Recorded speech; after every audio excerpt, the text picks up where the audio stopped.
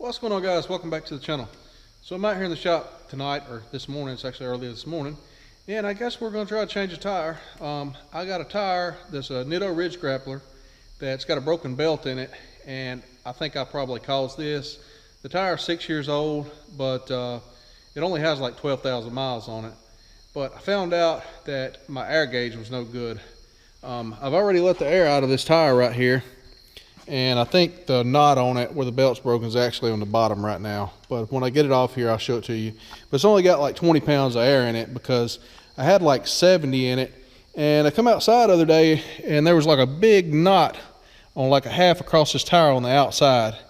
And I said, oh, that don't look good. That thing's about to blow out. So I let the air out of it, and I ordered a new tire right here.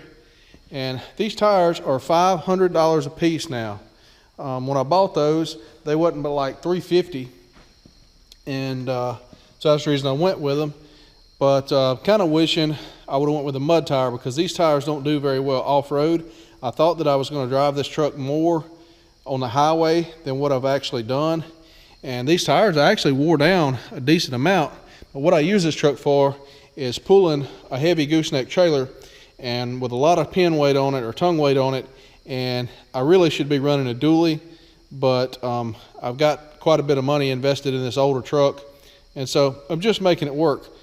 And so anyway, that's the reason the tires probably wore down the way they are. They got a lot of weight on them. And the air gauge that I spoke of, I did not know there was anything wrong with it, but when I got ready to let the air out of this tire the other day, I checked the air pressure in it. I checked the air pressure in the other one, and it didn't seem right to me. So I got another gauge that I use that I know that's good to check my big truck tires with. And when I checked it, there was like 18 or 20 PSI difference in the gauges. So evidently, I had about that much more air in these tires than what should have been. In other words, if I put 75 or 80 pounds in it, it probably had closer to 100, like 95 or 100, I'm guessing. Because the gauge, I don't even know where that gauge come from, but it was in the door panel of this truck. And that's the gauge that I was using to check the air in these tires. So I'm guessing the last time I towed my dozer with this truck, I checked the air in these tires with that gauge, and I added some into it. And that gauge, I think I used that gauge that was in the door panel of this truck, and I aired it up to like 80 pounds. Well, when I check it with my other gauges, that would be about 100, because that was been quite a while ago, and the gauge that was in here was showing like 18, 20 psi less than the other gauge. So I'm thinking they got too much air running. It was probably the issue here. I'm not 100% sure, but that's what I'm thinking. And because I was thinking, I mean, it's a 6-year-old tire, but I was thinking that, you know, being a Nitto and name brand, a high dollar tire, I should be able to get 10 to 12 years out of these. So anyway, I'm going to go ahead and pull this center cap off, go ahead and pull this off, and we're going to try to change this by hand, which is not going to be very fun. But that's what I'm going to try to do, break it down with a tractor. And I believe these are reverse mount wheels, if I remember correctly. I think the tire comes off the backside on these. So I'm going to try to do that, and they got balancing beads in them. And the cat's going to help, I guess. And so I'm going to try to recover the balancing beads and put them in a cup or something if I can, and put them in the other tire. So we'll see how this goes. All right, so I did throw that tire gauge that was bad in the garbage. Let's see if I can turn this thing around. Well, it's in park. It's limited slip, so I'm not going to be able to do that. I'll just go ahead and take it off, and then I'll roll it around. That would be the easier thing to do right now.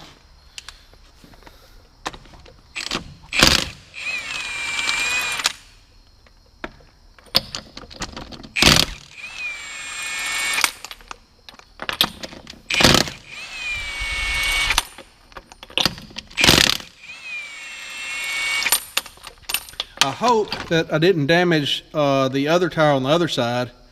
I'm afraid that after I replace this, that then the other side's going to do the same thing, because it's been, you know, had the same conditions. But I guess we'll see.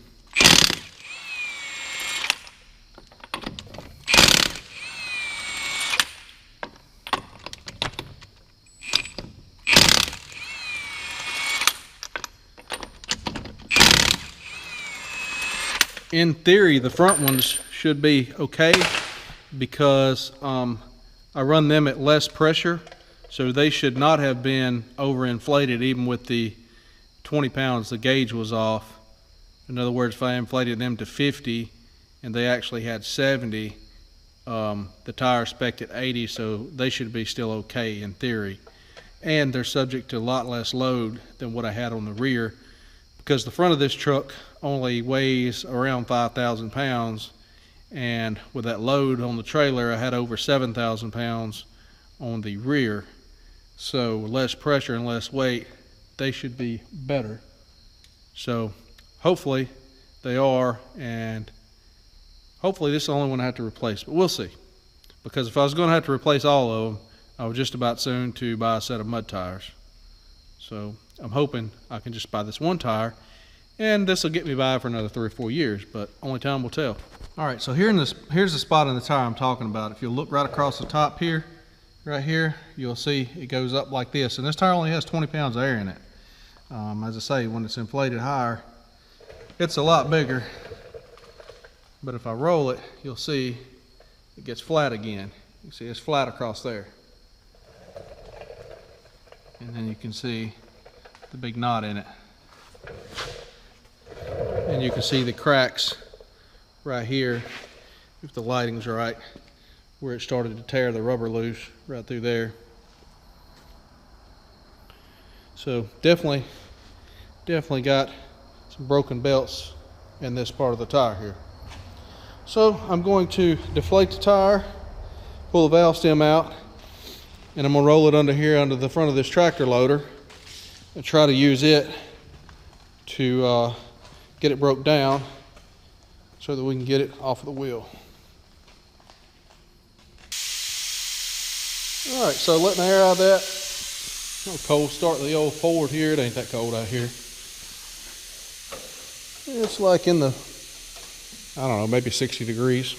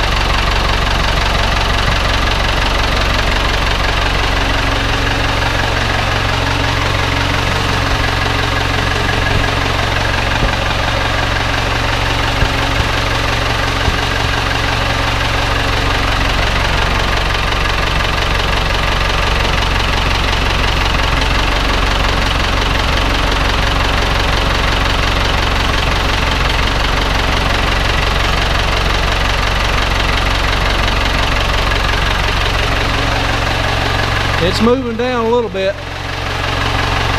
Got to keep working it around.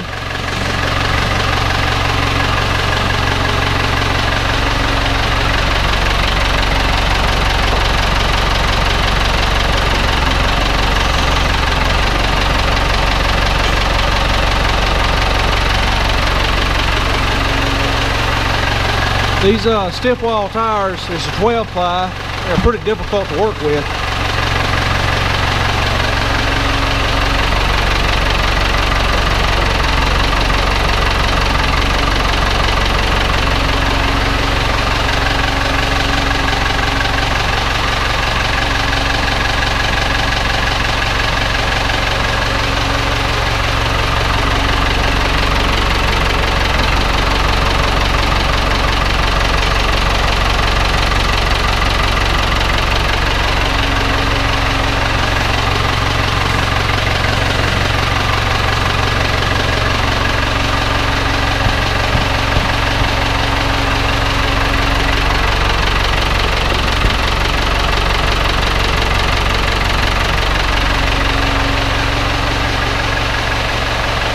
Alright, we're going to flip her over and do the same thing on the other side.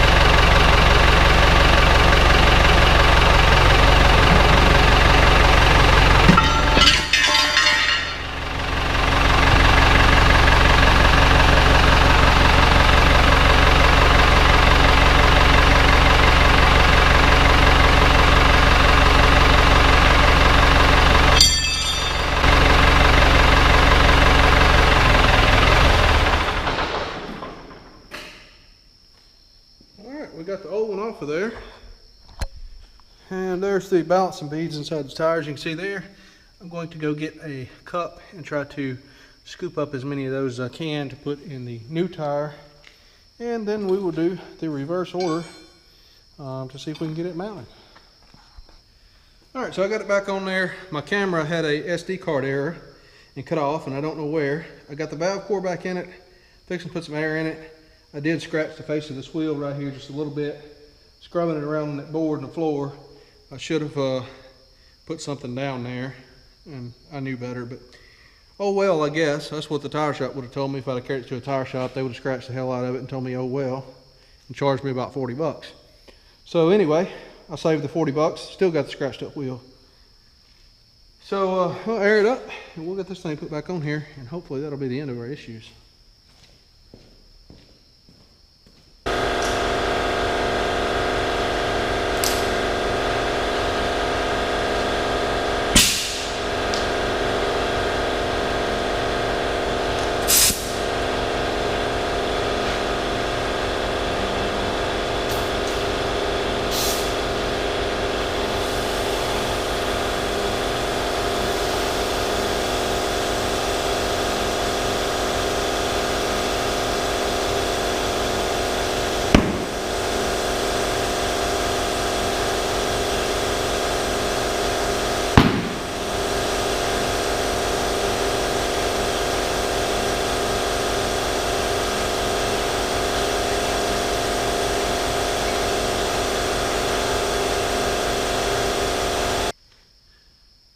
So I checked the tread depth on the new one and the old one with the tread depth gauge. This one shows 15 30-seconds. The old one shows 11 30-seconds. So I guess that's not all that bad. 3 30-seconds in 12,000 miles, pretty much loaded heavily most of the time. It's not as bad as I thought it was going to be, really. But probably still not great if you're, you know, running these commercially or something. That'd be pretty expensive.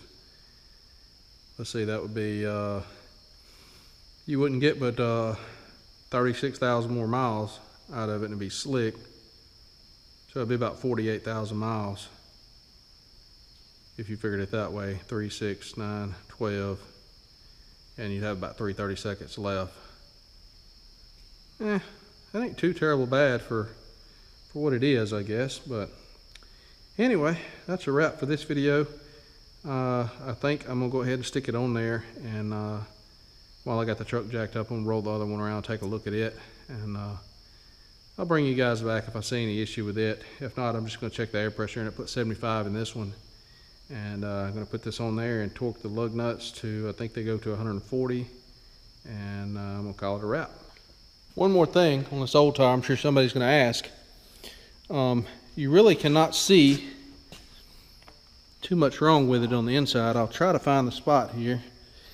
It's right there. You can see the discolored spot right there. That's where the problem is at. But looking at it on the inside, you really cannot tell that there's too much wrong with it. But you can see how it kind of bubbles in more so right there in that one spot. That is the problem area right there where the tire was split at, right across here. So anyway, I want to point that out. I'm sure somebody was curious to know if you could see the damage on the inside, and just looking at it quick glimpse, no, you cannot. So unless you were really looking, you would probably mount this tire up and wouldn't think nothing was wrong with it till you started putting air in it and it swelled up in that one spot, and then you could tell something was wrong with it. So anyway, just want to point that out. Thanks for watching. See you guys in the next video.